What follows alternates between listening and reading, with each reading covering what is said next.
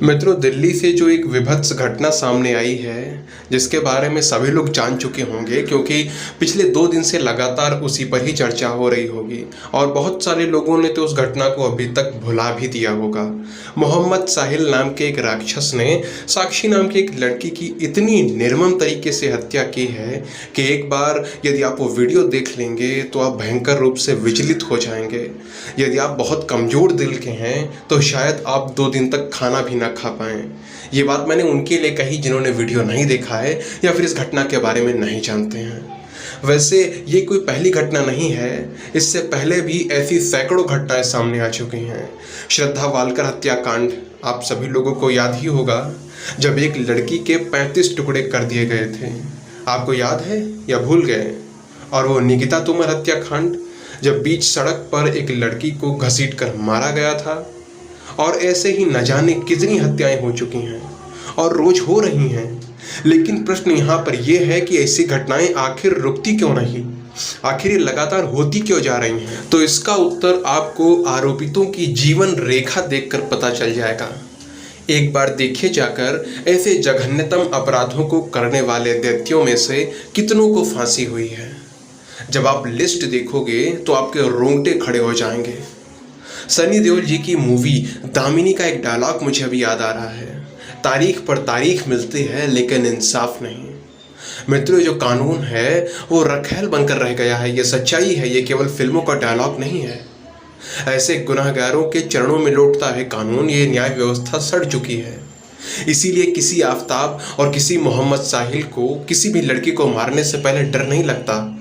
उसे पता होता है कि उसके 50 बाप घूम रहे हैं जो उसकी जमानत तो करवा ही लेंगे, और जमानत ना भी हुई तो कौन सा आज ही फांसी होने जा रही है। सालों साल चलेगा केस, देखा जाएगा, बच तो जाऊंगा ही।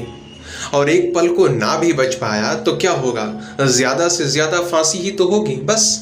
इन राक्षसों को कानून का भय नहीं है, ना ही सजा का, इसलिए ये अपराध बढ़ते जा रहे हैं। ये वास्तविकता है।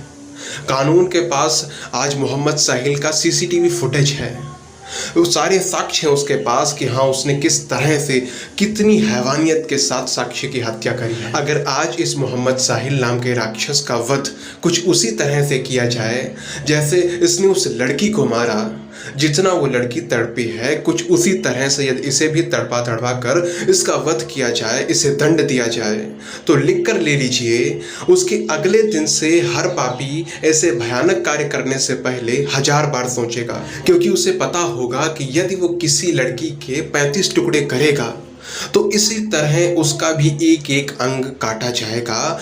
जो भयानक पीड़ा वो इस समय दे रहा है किसी को, उसी तरह से उसे भी दंडित किया जाएगा।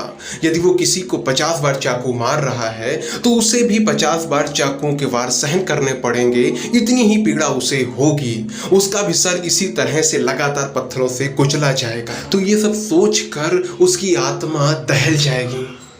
शायद मेरी ये बातें हैवानियत भरी लग रही हूँ और जंगलीपन लग रहा हो आपको कि 21वीं सदी में ऐसी बातें कहाँ होती हैं, लेकिन वास्तविकता है ये। आज जो कानून और न्याय इन सब की बातें करते हैं, कहते हैं अदालत अपना काम करती है, वो सब लोग जब किसी का इनकाउंटर होता है तो उस पर प्रश्न चिन्ह भी उठाते हैं। मैं उन सबसे पूछना चाहता हूँ, एक बार विचार करके देखिए कि जनता किसी के इनकाउंटर को सेलिब्रेट क्यों करती है। वो प्रियंका रेड्डी का केस हुआ था हैदराबाद में, वहाँ पर जब चारों आरोपितों को अगले दिन पुलिस ने मार दिया, उनका इनकाउंटर कर दिया, तब लोगों ने पुलिस वालों का स्वागत किया था। आखिर क्यों? अतीक अहमद जैसे दुर्दांत अपराधियों का जब इनकाउंटर हो जाता है, उन्हें मार दिया जाता है, उनको कोई सामने से मार देता के है, तो लोग उसे सेलिब्रेट करते हैं।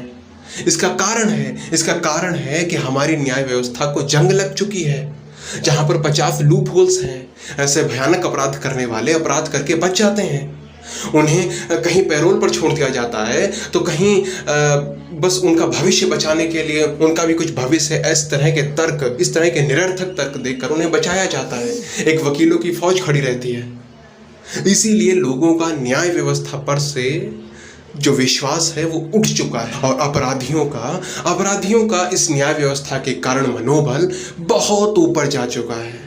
जब तक न्याय व्यवस्था में सुधार नहीं होगा, किसी भी कीमत पर इस तरह की हैवानियत भरी घटनाएं रुकने वाली नहीं हैं।